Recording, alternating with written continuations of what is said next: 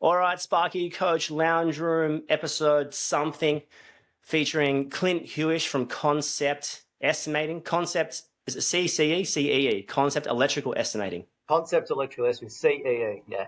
CEE. You say electrical, but you also do HVAC and what, yeah, like, what are you Yeah, sort of so majoring? we do all three licensed services, so electrical, mechanical, plumbing, so the CME platform. So we start off in electrical, but just with the amount of inquiries that we were getting from other services, we thought, well, why just narrow it down to one and give the love to all? Why make a round taco when you can make a flat and a round? I like it, the diversification. So talk to us.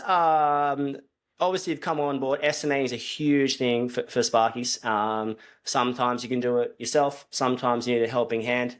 Sometimes you can do it yourself, and you just need a helping hand, not for intellectual knowledge, but just for time based. So it's like Yeah. there's many reasons people would reach out to you guys. I have heard great things, and this isn't. There's no just anyone listening. There's no sort of transaction under the table here. Clint's not buying me some pants or anything like that yet. No, But time will tell on that one. We'll see what happens. So buying you what pants. Of all things I could buy you, it's pants. just yeah, maybe like a really expensive pair of trackies or something. But talk to us about what does day to day look like in Concept at the moment? Like, talk us through a staff size, sort of range of staff you've got, and you're in 2 locations, I understand. Yeah. So, just going back on the reasons why outsource or the platform, I guess, has become in vogue, is giving the time back. So not so much that the contractors are incapable and not competent of doing their own estimating. It's more they just don't have the time. So if you're sort of in that niche of not being a tier one where you can have a team of estimators where you can just set and forget. Often you're the one doing the ordering, you're doing the hiring and the firing, you're doing the accounts, you're actually on the tools yourself, and then you get home at night, you put the kids to bed, and then you're still in your work clothes, you sit around the coffee, you're sitting around the dining table, and you're getting out the plans. It's 8 o'clock at night, you're stuffed, and you're trying to pump out a quote that was due 3 days ago when you're getting grief from your builder. So often what happens is, or outside of the anxiety that you have to get it done, you're not prepared, you're tired, are you going to miss things? And you pump it out just for the sake of pumping it out. So 90% of the people that use our platform or any outsourcing platform is mainly due to being time poor. We do get the odd one, probably say 10%, where it's something bigger or more complex that they have quoted themselves. So, you might be used to doing 3 or 4 townhouses, and now you've got 20 apartments, and it's just a little bit too overawing to do it yourself. So you come out to someone that I suppose has experience in that. So our team is, at the moment, we've got around 30. We've got 35 in total in the team. However, 26 of them are qualified in their own particular trade. So I actually haven't got the count, but I think we've got around 16 qualified electricians, and a number of qualified mechanical contractors, a number of qualified plumbers. So it's just a company policy that I initiated when I first started, that anyone that works here who calls himself an estimator has to be qualified.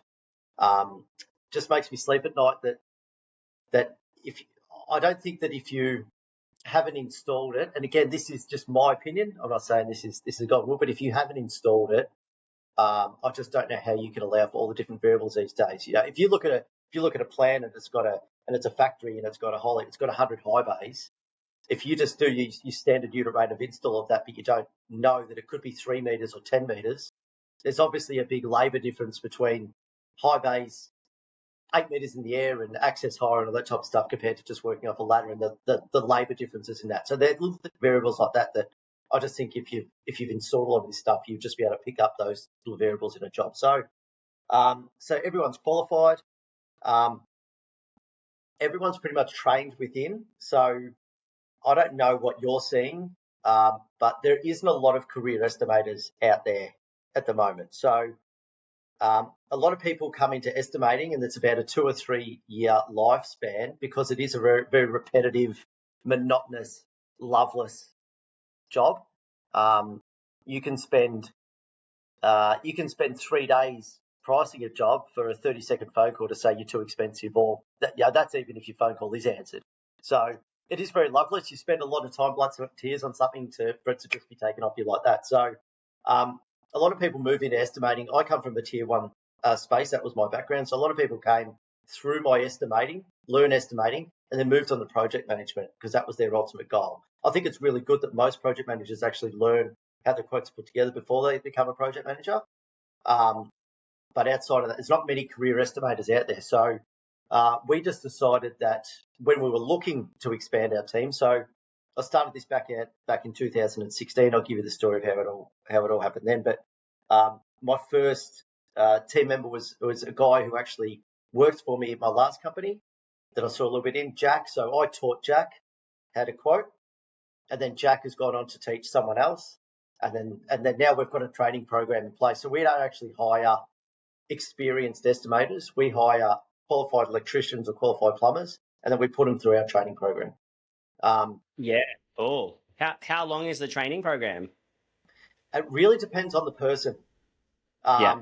So some people just pick it up like that. How you understand how we quote, and I suppose our process, it's only about 2 or 4 weeks that I think it becomes second nature. But how quickly our team, whether it be a male or female, actually pick up the nuances in the estimating, and I suppose looking at differences in documentation, or what's his document missing, or how much detail do we go in the specification, or cross looking into the marketing, or understanding an addendum, or all those sorts of things. It's really depending on their experience and I guess just how they pick it up. We've had a couple of our contractors here that have come from a domestic background who have never installed cable tray. So if you get some design and construct projects where it's got a main switchboard to a riser and the consultant hasn't installed the cable tray because a design and construct requires you to install it to look at that cable tray and install it yourself, they may not pick that up because they haven't done basements or cable tray before. So there's all those little nuances that I think just happens over exposure and experience.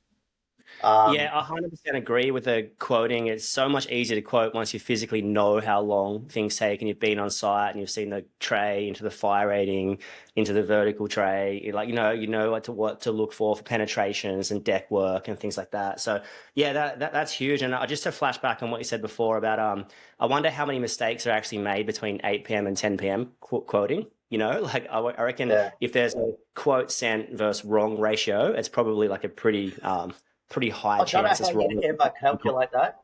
I don't know how you'd ever calculate that. But I would put my house on it that it's huge. Like it would have to be there's huge. A massive spike between 8 and 10 of just the failure rate if you're doing a plotting.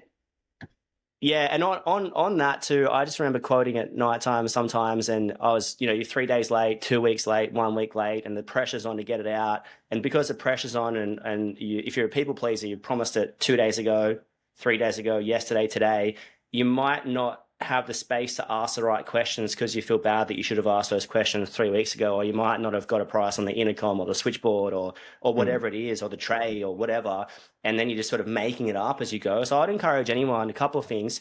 Don't send anything that's not right, and don't send anything at 10 o'clock. So let's just nail that. And obviously what you said before is so important. I love that you have Sparkies coming through because, when you're on the scissor lift, obviously like the example you shared before, morale is up. Anytime you're on a scissor, morale all time high, but efficiency pretty low. So you drive around very slow, very, very slowly. So talk to us. So your journey sort of Sparky to, and for anyone that's sort of the residential punter, explain to us what tier one is. When you say tier one, is that at a certain price level, a certain job level, or what is that when you say tier one company? Because I asked a builder friend of mine the other day who's what we classify as a tier one builder in Melbourne he's been a mentor and a colleague of mine for going on 20 years now. I said, are you in, because what they're doing is they're starting to do a lot bigger projects. So their projects have gone from 60 to 80 million to they're now pricing 400 million. I said, are you now classified as tier one? And he said, well, what's tier one? And I thought, well, I don't know. So I did a bit of research, and it actually turns out, unless someone can correct me, there's no actual, even ChatGPT had no idea. So if he or she's got no idea, then she's not happening. So what we say in tier one, so Melbourne based, because I've been in work throughout Melbourne, there's probably 5 or 6 large construction companies that I classify as tier one, and then whoever the Sparkies or the plumbers that work for them are, I then classify them as tier one.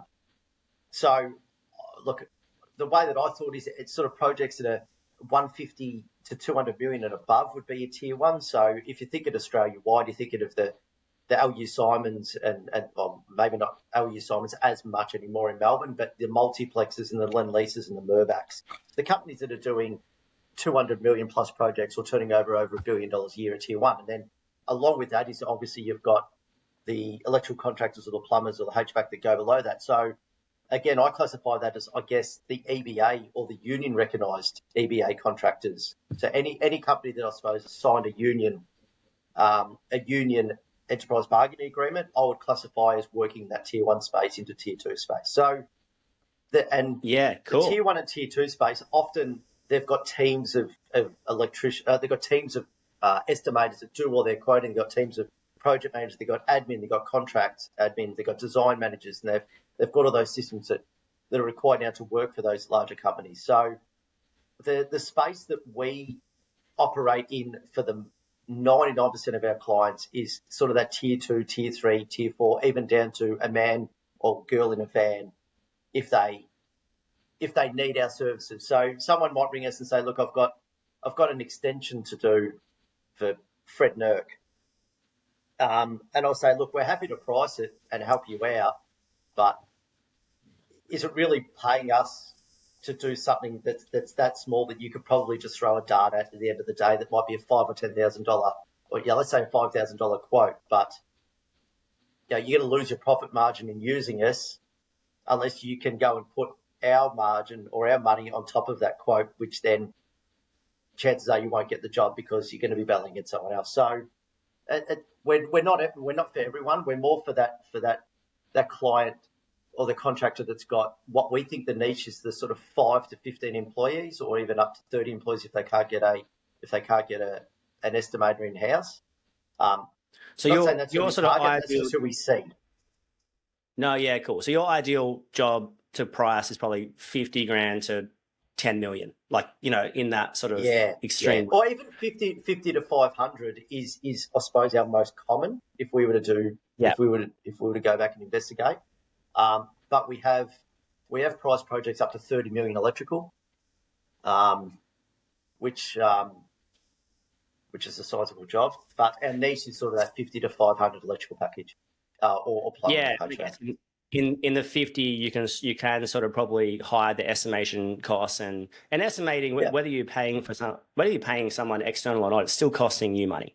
So if you're doing it in-house, it's still costing you time, energy, effort, kind of stuff. So that's cool. And so someone, like if someone wanted to go and work with you, like if I wanted to work with you on like a 10 to 20 grand quote, would you, or 5 grand quote, would you do that if I wanted?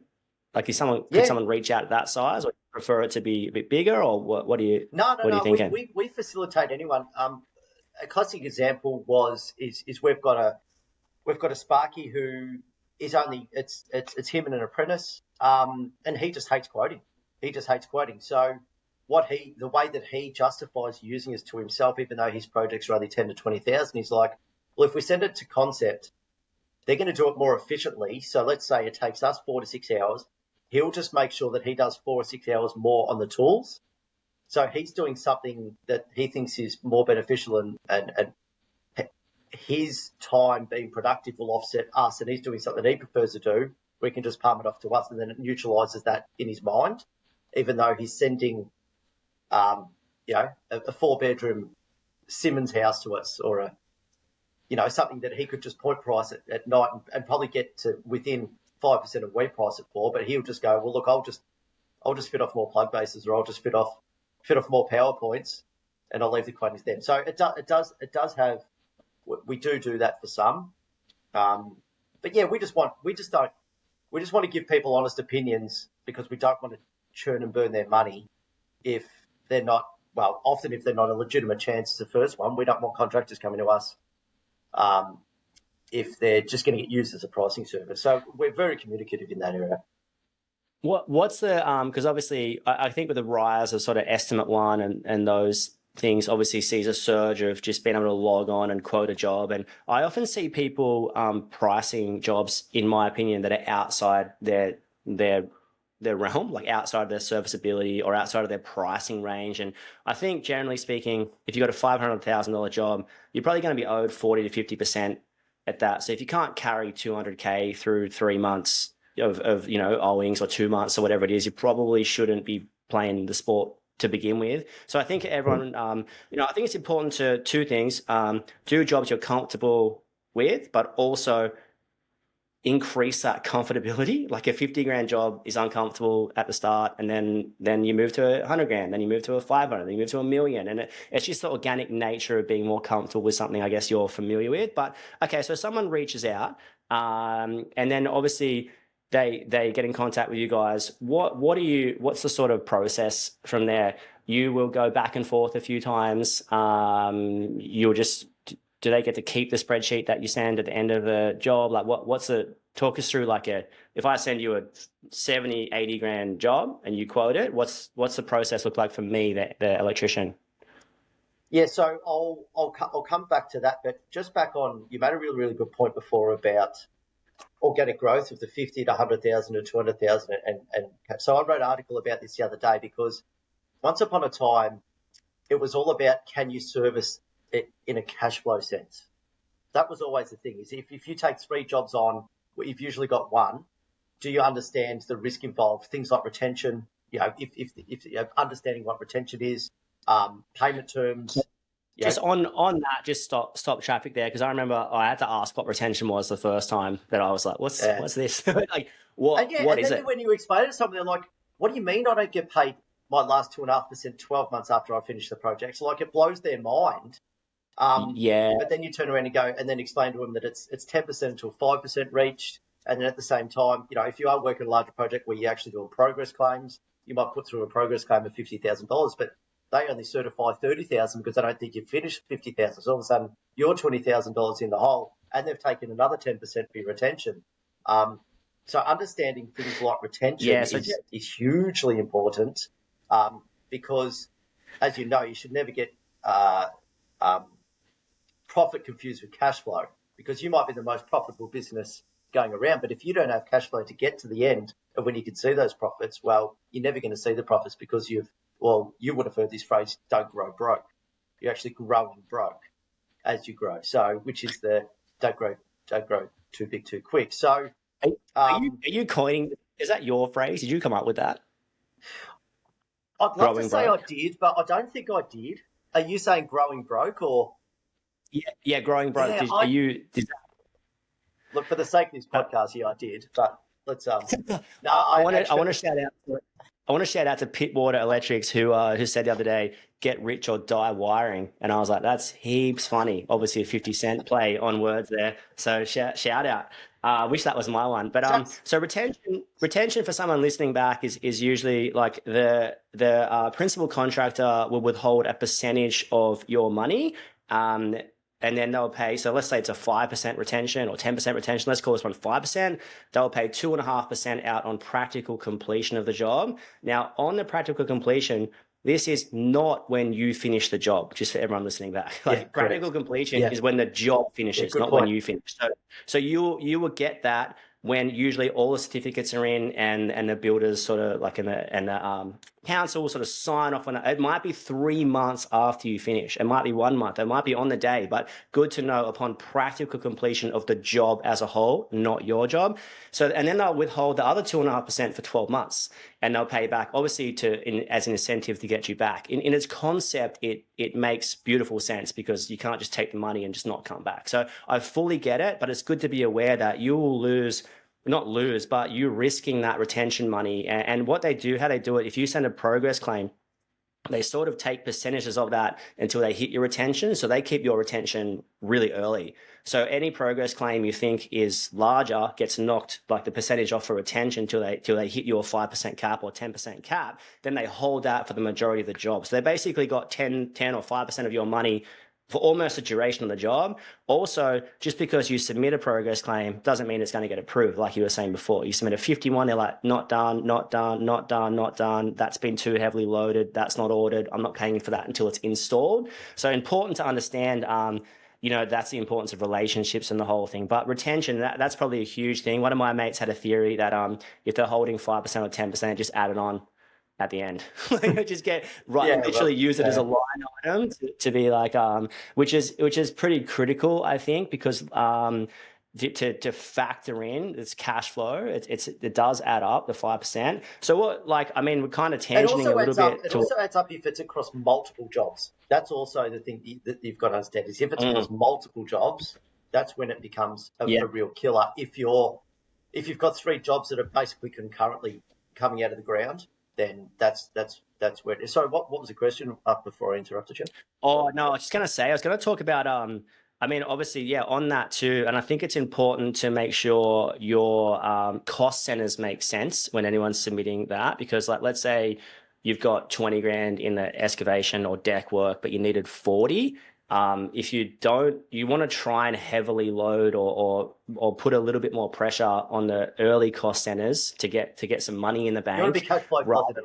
Cost centers. The last thing you want to do is be like looking at a 50 grand of deck work or undergrounds or whatever temps, but you've only can claim 30, then they're going to knock back the retention off that and maybe even knock it back to 25 anyway. So just be careful of that. The best advice I got was really clinically lay out your cost centers, know how you got to the price. So what are the other sort of dangers you see? Like if some sort of regular punter's taking that next step to townhouses or units, or maybe that it's a kitchen reno to a house, like let's talk about the risk. Obviously retention is, or maybe the things that don't get spoken about very often that you like to bring some education to. So retention, huge. Contracts, I know you're pretty passionate about. Yeah, I'm massive on that's probably my biggest bugbear at the moment is for those who aren't as old as me. Back in the day, you used to get a set of drawings, and those set of drawings were coordinated. So the architect had engaged the services, and then the services all spoke together, and there was design documentation. So the plumbing engineer and the electrical engineer, they all got together. They used the right architect blocks, and everything used to coordinate. What we're doing now over the last probably 20 years is design and construct has come into vogue.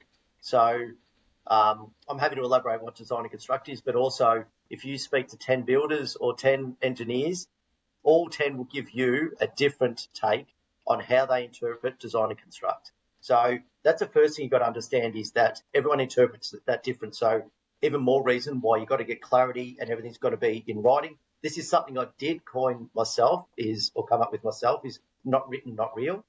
So everything has to be in writing. So whether that's communication with a builder or a client or whoever directs you to do something, but that's also equally as important that if you put through a quote and it's got exclusions, qualifications, and a lot of assumptions if the documentation isn't up to scratch, that everything that you've assumed or interpreted has to go into a letter of intent or a contract or a scope or something that is written. So I'm not going to say that's going to save you, but it's something. So design and construct is something. So you've got to make sure that you are covering it.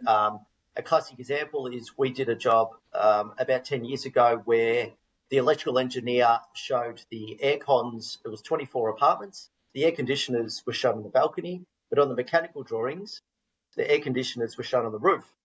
So obviously that goes from probably a 4 mil to a 10 mil because of voltage drop.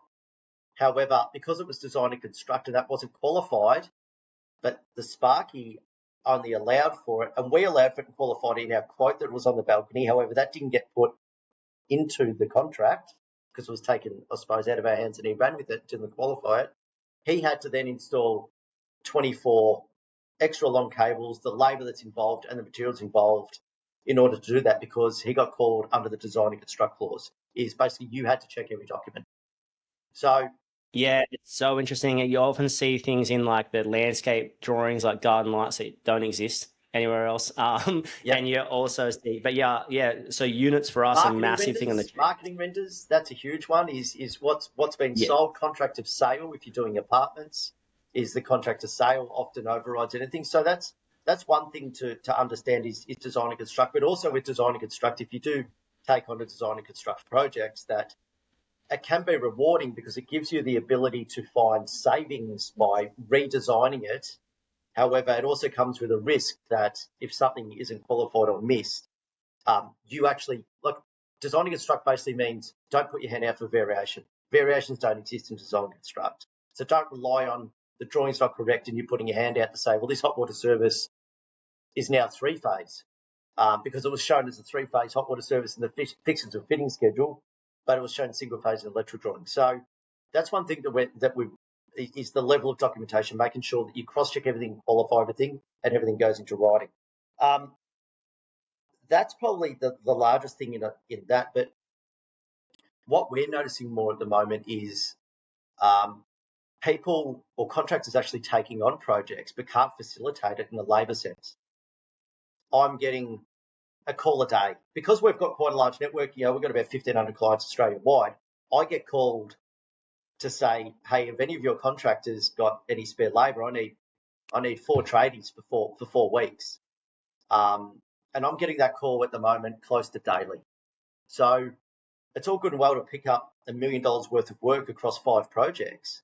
But if you can't find the labour to actually do it because we've got a massive labour shortage at the moment in the services area.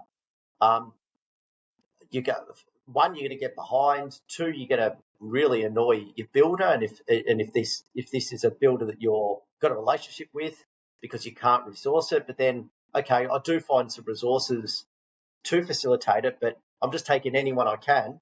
So let's say you've got 10 townhouses, but you hire someone who's a qualified electrician or a qualified plumber, but they've only ever done solar.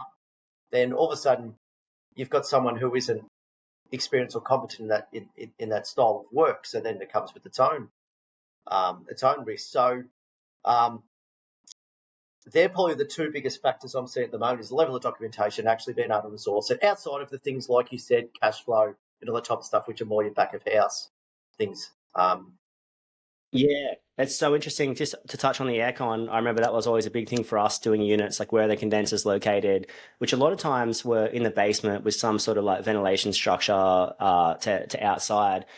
Which, if you're coming from 13 to 20 units, 50 units, 10 units, 5 units, whatever, and you're coming down every single riser, so that's fire rating, that's penetrations through every slab, then it's usually cable tray or like Cable a tray, larger cable tray yeah, that's needed at the bottom to come across, then it's conduit mounted to the isolator. There's a lot more sort of work required. Like you've got to think getting all those cables out and the voltage drop as well, like you were saying. And to touch on your contract, your quality of work, I think like there's a really big sort of push, and you see like, I mean, maybe it's just me, I get hammered with coaching stuff on Instagram and stuff, but it's always like never underprice a job again.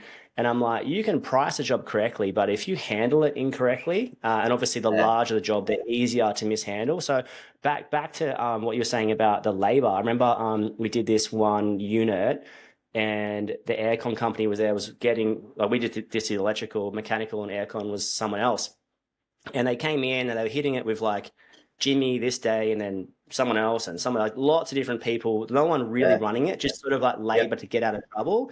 Anyway, long story short, down the post post like purchasing the units and practical completion, and someone moves into unit 101, they start running their aircon, and they leave it on when they're away or something, like on a hot summer's day, or they go out for the day, and then the drain's not tapped in. So the drain's not tapped in, and it floods like half the apartment basically. And you can imagine the humidity on those days, floods half the apartment, and now that contractor's liable for those damages. Obviously insurance, but that's a huge thing to no, factor no, in. but Like we're insurance is talking all like good and well, but yeah, but even the anxiety it's that goes with that, also your reputation, you'll never get another job with that reputation. builder again. And also, if you can go and get insurance, but once you've made a claim on something like that, can you get reinsured? because actually that brings me to the next point. I'm not a solicitor, so I'm not pretending I'm being a solicitor, but I'm just going off experience. If you're doing design and construct projects and changing the design, or sometimes you don't actually change design. Sometimes you just actually complete the design. If the design's only at 30%, so it means you've been novated the design.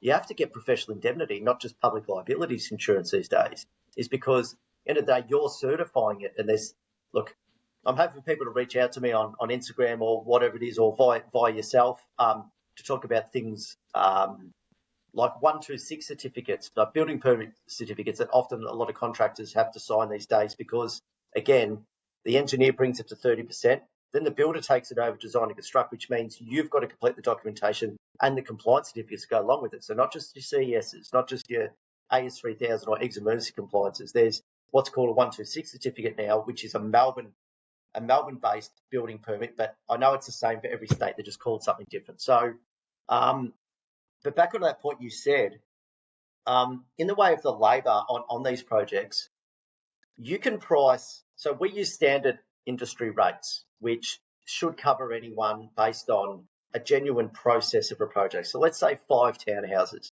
You can price using your own method or whoever's method, using your historical data that you've got for how long it takes to install an LED strip or a PowerPoint or 100 metres of cable.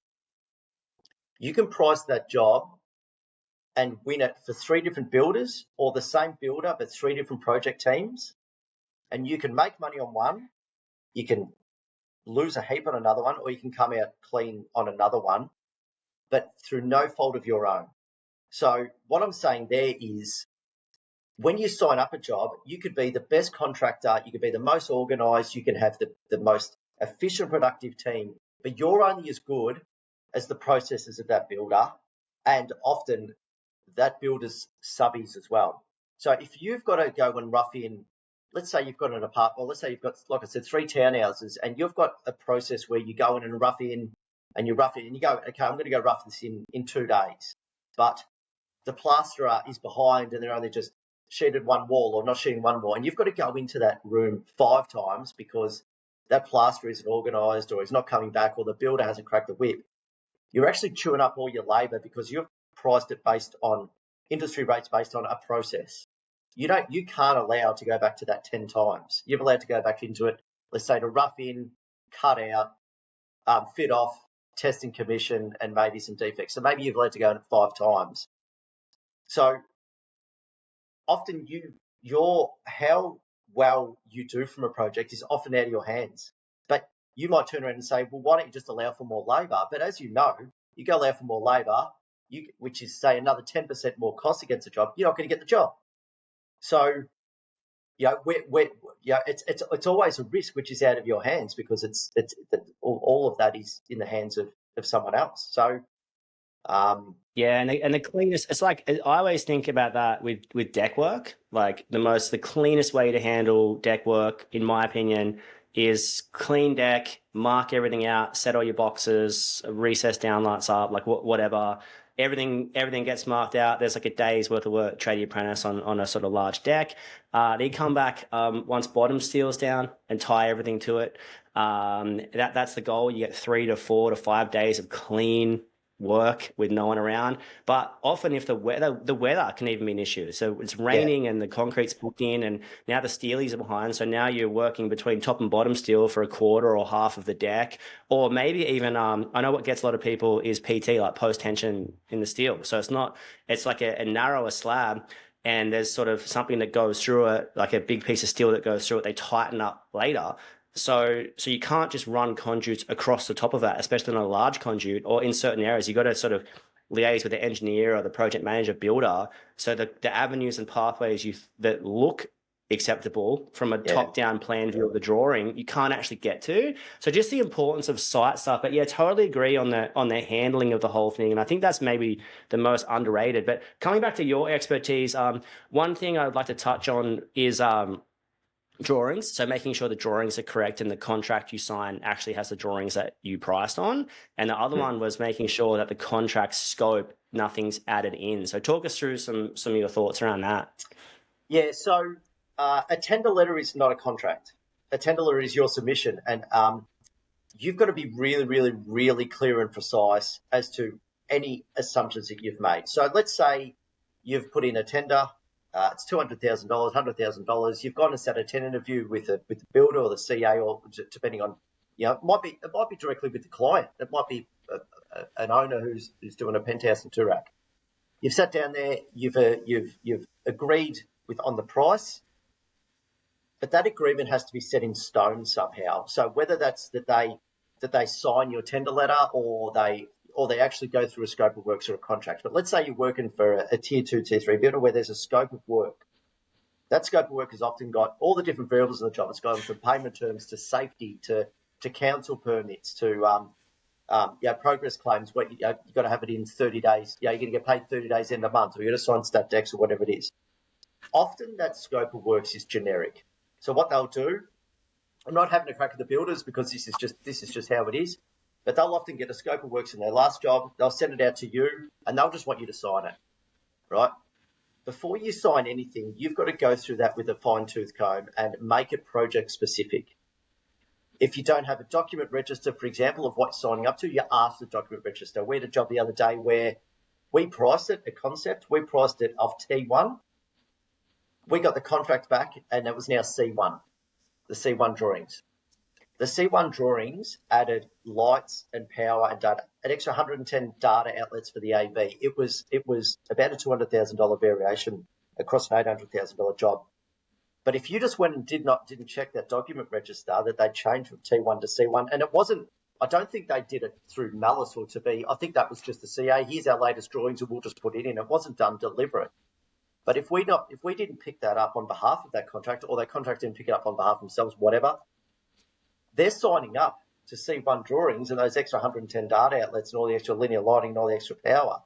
By that stage, they're stuck. They're signed. They're contracted. So you have to check that your document register is correct. But also, that document register, if you're doing apartments, might have a contract to sell. It might have what's called a PPR, which is a project principal requirements, which they might turn around and say, well, that overrides the electrical drawings. Like I said before, you're going to check the mechanical drawings over the electrical for the aircon. So it's just really, really crucial that you do your due diligence on your scope.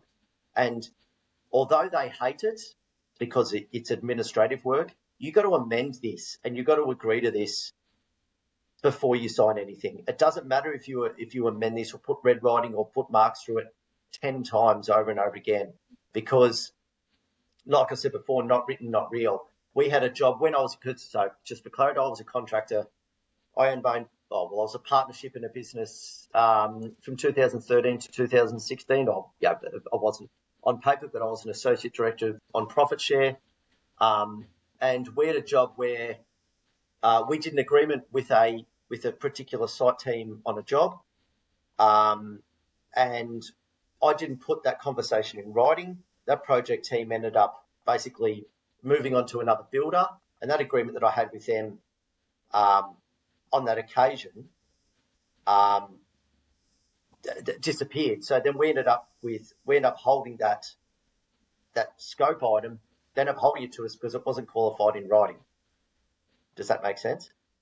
Yeah, 100%. It's so interesting, isn't it? I remember, I think what you said before, the tender document you send over, you can write whatever you want. You can write still waiting information on this, does not allow for this, does not, well, you can write 10 exclusions, but when you will sign their contract.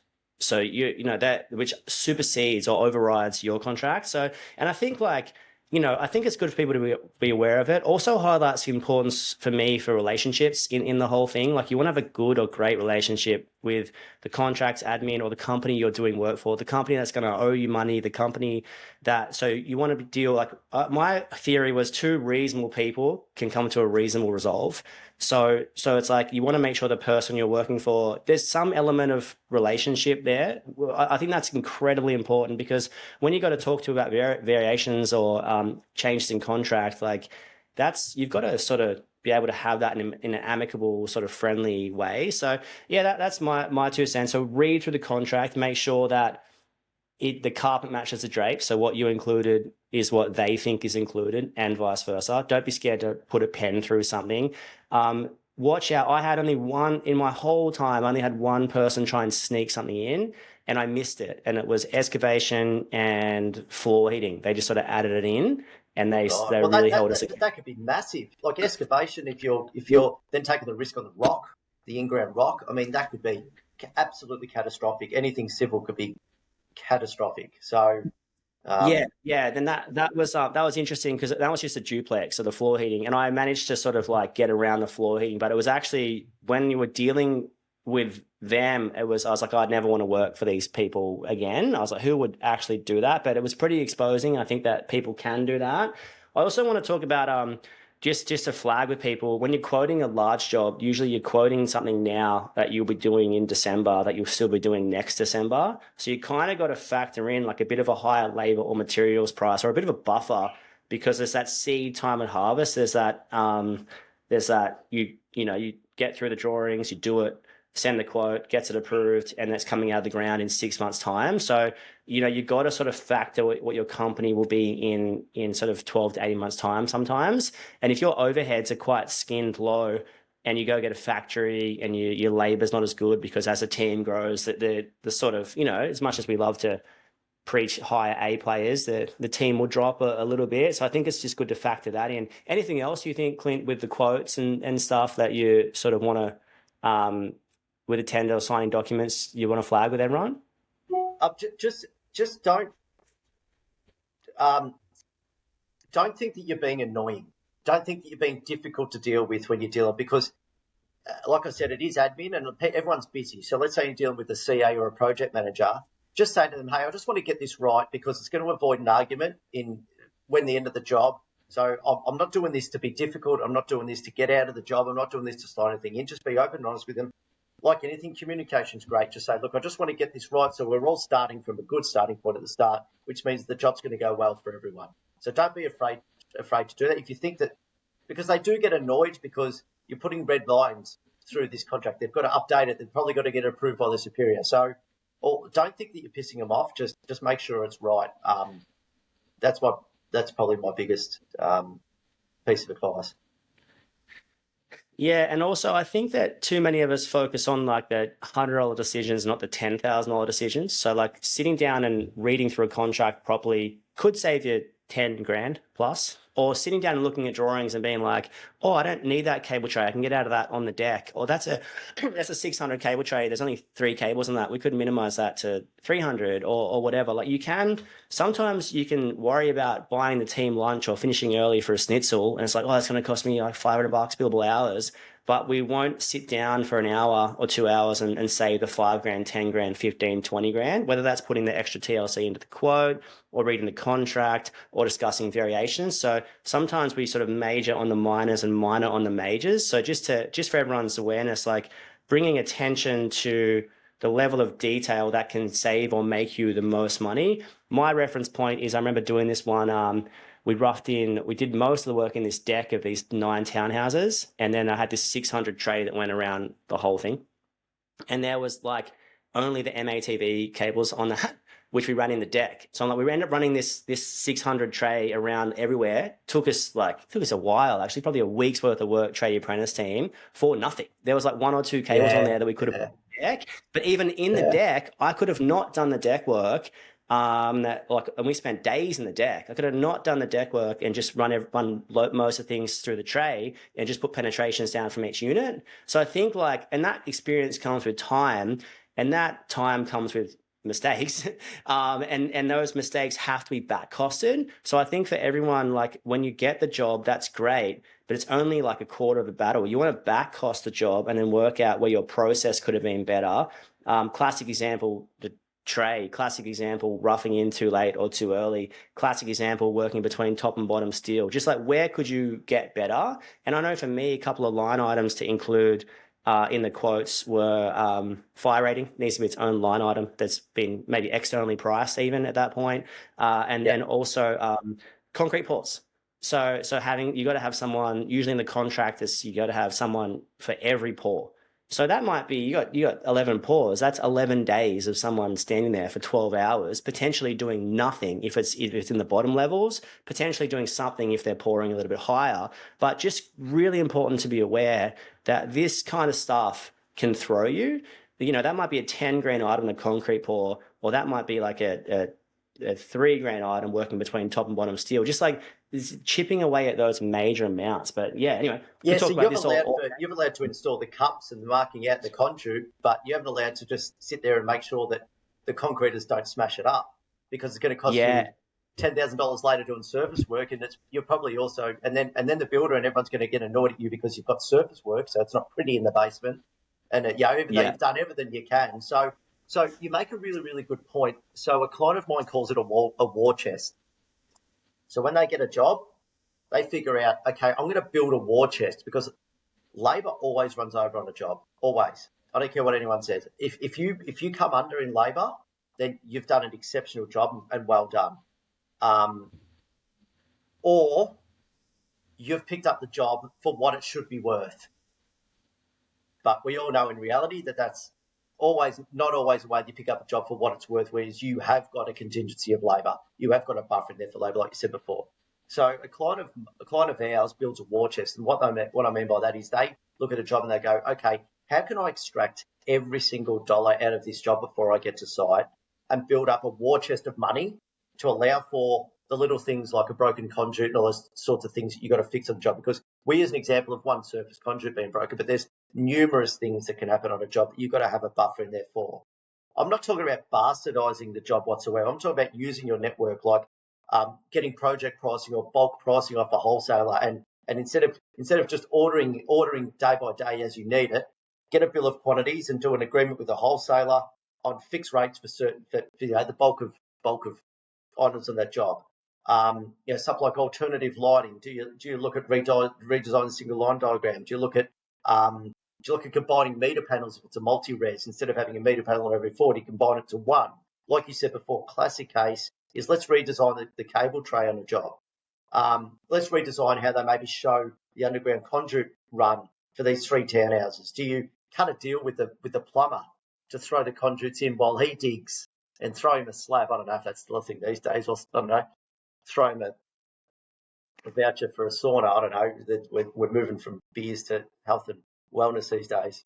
But So and that way you build. Yeah, it's yeah. You go. Oh no, yeah. So I just think that you've got to spend a lot of time at the back end doing that to extract as much as you can out of it. But then you goes into the second part, like you said, of making sure the documents are ready so that when your team gets to site, they are productive and they're hitting it. They're not looking at a drawing that's this townhouse is reflected onto this townhouse. You've got to figure out, where's that going, or where am I running this conduit to, or where's this hot water service supply that's not shown on the drawings, but I know that it's shown in the mechanical drawings. So when you get to site, your team are hitting it, because if they're sitting there trying to figure out what's going on, they might put stuff in the wrong location. They put stuff in the wrong location, then all of a sudden you might have a plaster back charge because all of your TV outlets are in the wrong spot. So, like you said before, you just got to make sure that you look at these things like the cable tray and the deck work you did early days to build up that war chest to give you every chance of that job being profitable. Yeah, and once again, I guess the war chest is kind of what we were saying earlier. Spending time trying to save 30 grand rather than trying to save $300. Classic example. A friend of mine recently just got a price, like they actually overlooked underboring. This job needed underboring and major, like they got priced at 100 grand, and then he was freaking out, didn't allow for it, and then they had buffer in enough across that. It was a large job. And anyway, so he made a couple of phone calls and got the same thing for 40 grand. So it's just like, when else can you make $60,000 in 10 phone calls? Let's call it a week's worth of work. Like, that's not going to happen across maybe any week. So I think the concept across pricing larger jobs is, it becomes about quoting properly, but then it becomes about sort of not losing money or gaining efficiency. So maybe it's like the same team roughs in the same unit. So they go from 101 to 201 to 20, like just get some consistency among the actual outworking of the whole thing. So, okay. So coming back into sort of what you guys do, what gets you going? Like what kind of stuff are you most passionate about, like in the business right now? I really enjoy seeing contractors. I've had a couple of contractors who have started with us back in the day that started with themselves and a couple of apprentices and a tradesperson and make that constant growth where they're not working in the business of working on the business. So I suppose, I mean, this sounds cliche, but I literally do enjoy watching these contractors now sort of well, I'll use an example. My very first client, who I went and had a coffee when I quit at my last business I was talking about before through numerous reasons. I'll give everyone on here a bit of advice. If you're getting into bed with someone, make sure that you do your due diligence on if you can work alongside people. Don't get too excited about the lights and what you're getting involved in. Actually understand if you're getting in a partnership with anyone, not a partnership, but if you're going to work alongside with someone every single day, see if you two gel. Hugely important, or it can be it can really affect your life, your mental well-being, and everything along with that. So there's a little bit of piece of advice. So on just to touch that back on that, what advice would you give yourself? You know, if someone was thinking about going into a partnership or whatever, like what would you suggest they look at? Is it a trial phase for a bit, or like what is it? I'd probably ask around.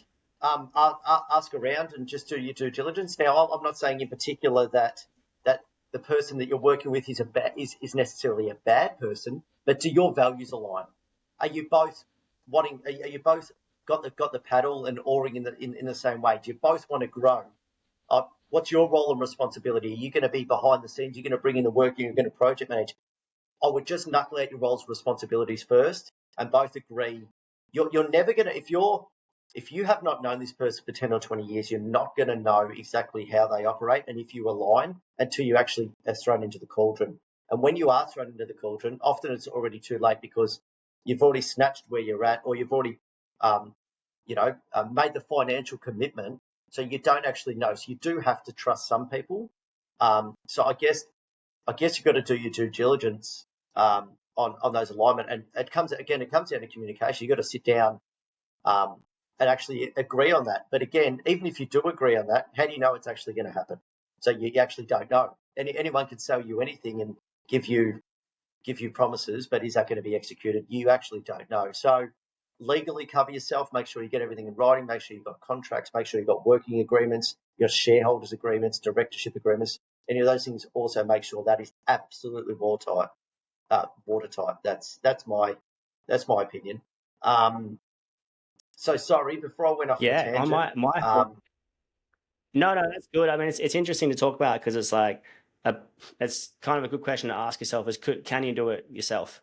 That's always a really good question. Like, do you actually need the other person? Are they going to bring the short-term relief? A lot of people, especially Sparkies, think about going into a partnership just to relieve like a short-term labor need. And it's like, no, you just need a few extra subcontractors. We need to hire at that point. Like, if that person wants to be a site person and they're not stepping into like a maximum project management role, like this, technically they're just a tradie that's very expensive for your business. You know, like it's very hard to on cost a tradie higher than the highest paid tradie, but the money's made a loss in the office. So you really want your partner to be, you want that mix obviously, but that is project management, which comes at a certain size of a business. But yeah, interesting. And you don't kind of know what stress is going to go under until you're actually in them sometimes. So I think that clear, open, honest communication is critical. So coming like, so what advice, so anyone can reach out to you guys and so they get a price from any size jobs. Talk us, just give us I know you kind of touched on it before, but what can they expect from you guys? What kind of service can they expect? What do you provide? You actually asked me this about 45 minutes ago, and I just went off, and we just both went off a massive tangent. So I'll now answer the question. I'll now answer the question that you actually asked 45 minutes ago that I've just waffled on. So, so what people do is they'll ring us. They'll either ring me or Jack, or there's a few other crew. Let's say you're a new client that hasn't used an outsourcing service before, or is used. There's a couple of other people that do it as well as us. We operate a little bit different to the others, and vice versa. So, what you do is you'll send us the drawings, and we'll have a look at the job. Firstly, we'll look at the job to see if it's what level it's up to. A lot of contractors will just send us a link, but they actually haven't gone and actually opened the link themselves, and it might be missing. There might be 10 electrical drawings, but that's shown on the drawing register, but you might now have 3. So first of all, we'll give some feedback on the actual level of documentation and whether you need to get more information or we'll just look at the job in general. We had a client, this was a long time ago, who sent us a job. He's used this for actually a heap of times, and it was an old church that was partially burnt down, and the drawings were like reuse cable where not burnt, those sorts of things. And I just rang him. I said, "Did you open this job? Like, do you really want to?" And I explained to him. He goes, "Throw that in the bin. I don't want to touch that job."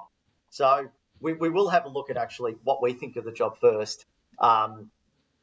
We can't really comment that much on what's your capabilities of doing a job, but I do get a question. I had a client a while ago that rang me, and I could tell that he was, he actually told me that he was only just gone out on his own. He was looking at $1 million office building, and he said, "Oh, look, do you think I could ask for 50% deposit?" And I said, "Well, not only are you not going to get charged, you're not going to get 50% deposit, you're going to get your claims are getting knocked around, you're going to get hit with retention." So straight away he goes, "Oh, what do you mean?" So anyway, we talked him out of that just because it was out of his, it was too much risk. So we'll give you a price of what it's going to cost us to complete it. So, it's $1,000 or $2,000 or $500 or $5,000, whatever it's going to cost for us to complete. And what you get off us is, so we use Ground Plan and Simpro. Back in the day, I used to use a highlighter and a clicker and a wheel. I don't know if you ever used any of that. And then we went to the electric wheels, which I thought was just an amazing bit of technology. But now, so we use that, but that's because we've built that system background. So it's just an efficient way of us doing the pricing. We don't do everything on that, just mainly the takeoff. We still do a lot of measures and stuff the old style way. So what you'll get off us is a bill of quantities, which is out of Simpro. Again, you don't have to use Simpro. That just gives you pages of our allowances. The amount of cable that we've got on the job, the amount of PowerPoints, fireboxes, whatever the catenary, whatever that might be.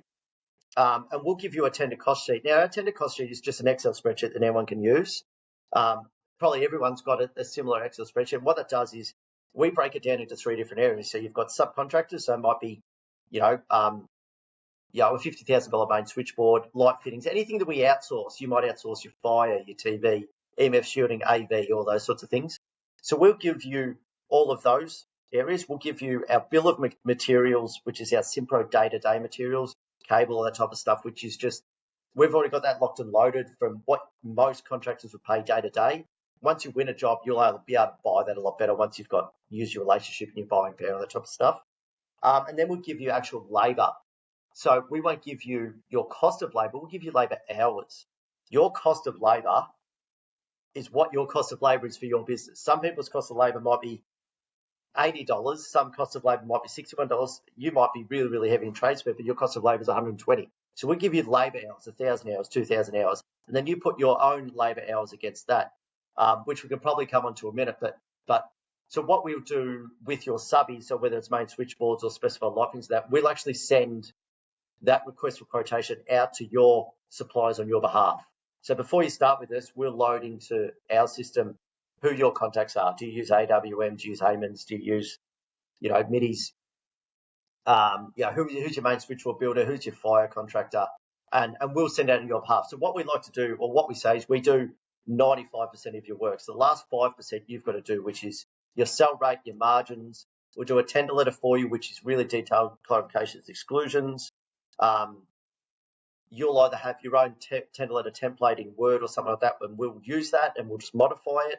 Or sometimes we just make up, we've got thousands of templates, so sometimes make that, whack your logo on it.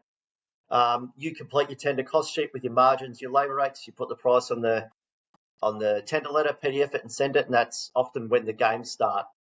That's when it starts happening after that, which is then they'll start asking for breakups, qualification scopes, and we can help you through that whole process after you submit it, asking questions.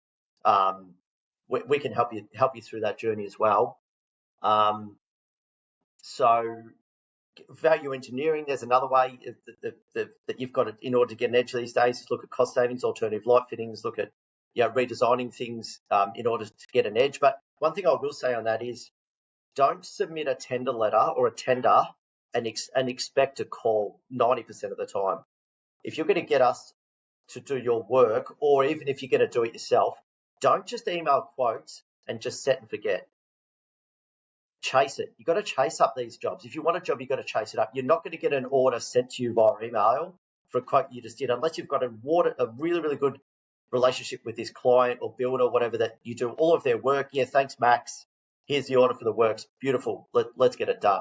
If you're in the open tender market, you've got to chase. You've got to get in front of the decision makers. The estimators want prices. The estimators don't make decisions.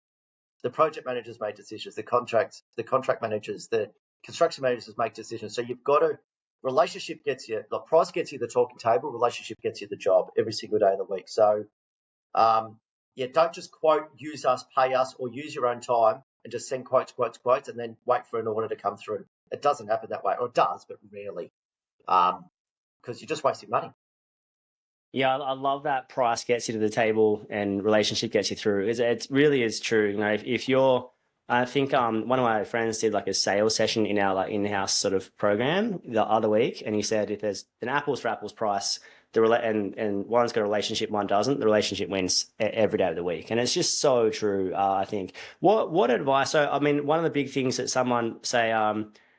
Maybe that hesitate reaching out to you guys because they feel annoying, or they don't understand enough about it, or it's a bit out of their depth.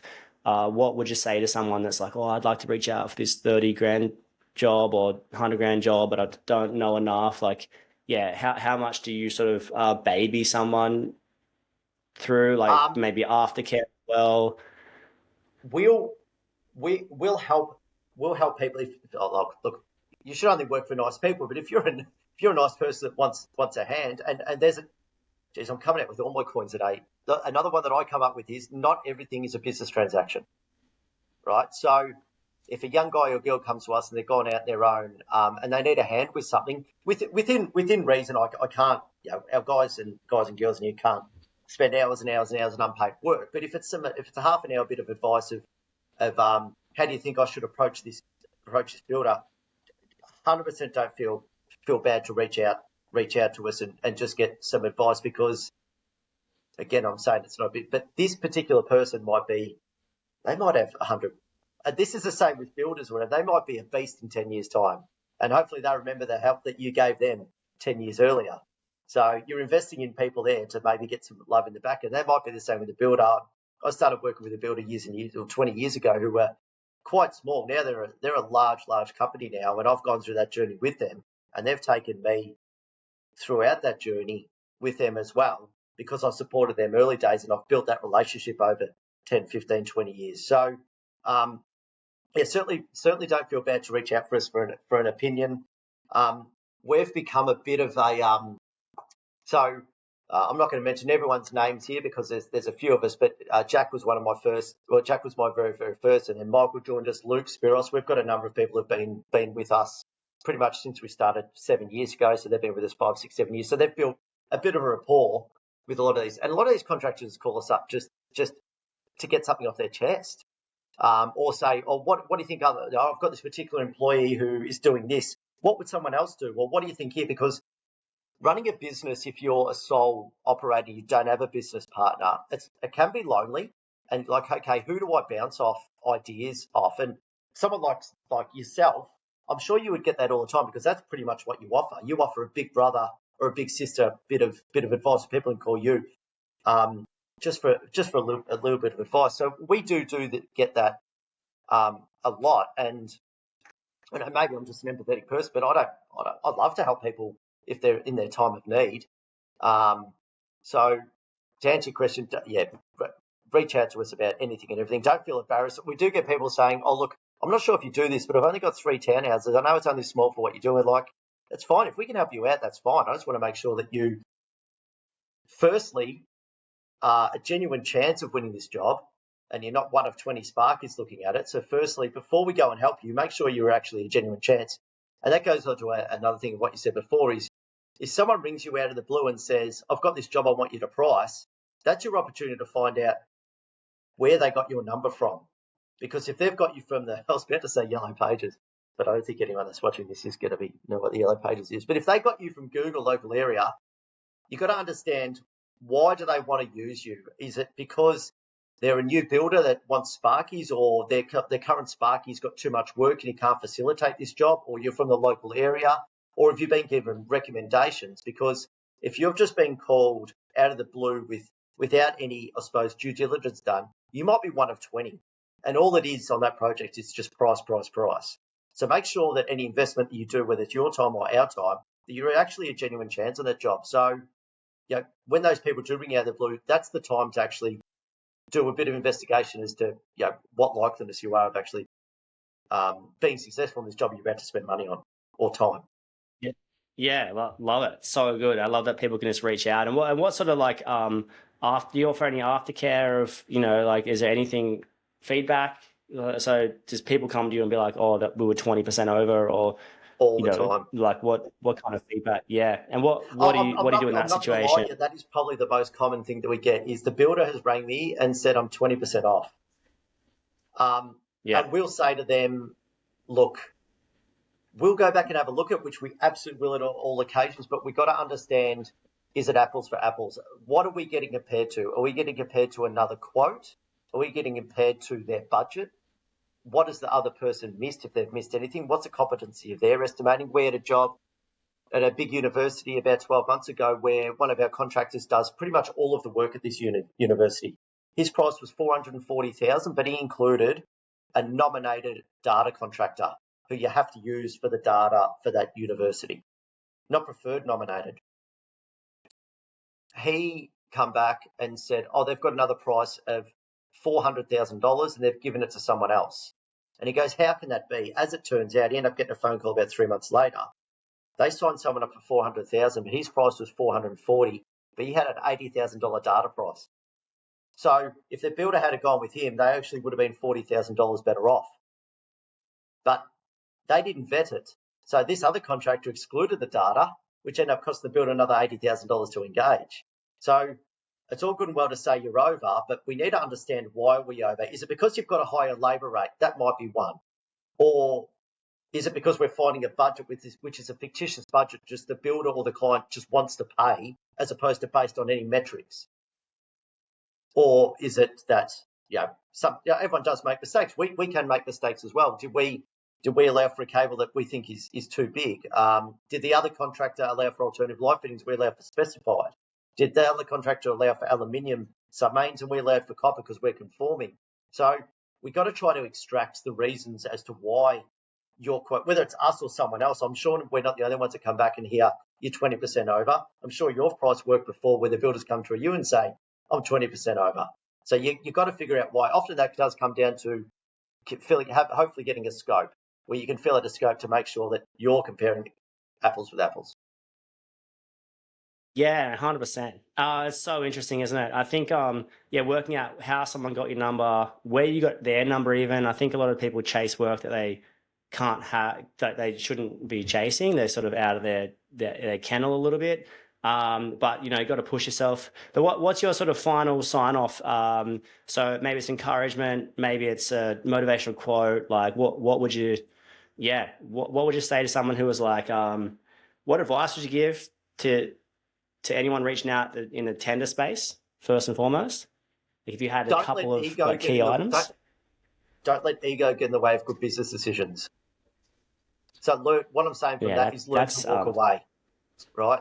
Learn to walk away. If it's all really good and well to go, I've been offered this $500,000 job and it's really easy to go, oh my God, this is amazing. This is going to fill my books for the next 12 months. However, the other side, the other coin to that is if someone offers you an exciting opportunity and you don't know whether you do it, you take it and figure out how to do it. But if you're not going to be able to finish that exciting opportunity, it's going to put you under extreme stress, whether it's your capabilities, labour, or cash flow. Just make sure you make, because there is so much work out there at the moment in the market. A lot of people say, I'd rather go broke on a desert island than go broke, under stress. So, because it does affect what happens at work, affects you personally, affects everyone around you, and also if you do take on too much work and then you don't last, because you've probably got that mindset. I want to be huge. I want to take over the world. It actually does affect others as well, to suppliers, subcontractors. It goes down the line. So there's plenty of work out there. So I guess just don't be too greedy and understand your numbers before you take anything on, and your numbers and your competency to be able to do it. Yeah, I love that Yoda style. Don't let ego get in the way. It's like when Yoda's fighting Darth Sidious, and he reminds himself the Jedi way is to not let ego precede you. So I love that. But yeah, thank you so much for your time. My eyes are going back in my head because I've never seen Star Trek and I've got no idea what you just said. Not Star Trek or Star Wars. I've never seen either. Star Wars. It is I'm new to it, so it's actually really inspiring for me. But cool. Right, Thanks so much. Thanks so much for your time. We appreciate you. Someone you can reach out on Insta. We'll put the handles in our chat. And yeah, thanks so much for your time. Thanks for having me. Hopefully I've added some good content. Yeah, good times. All right.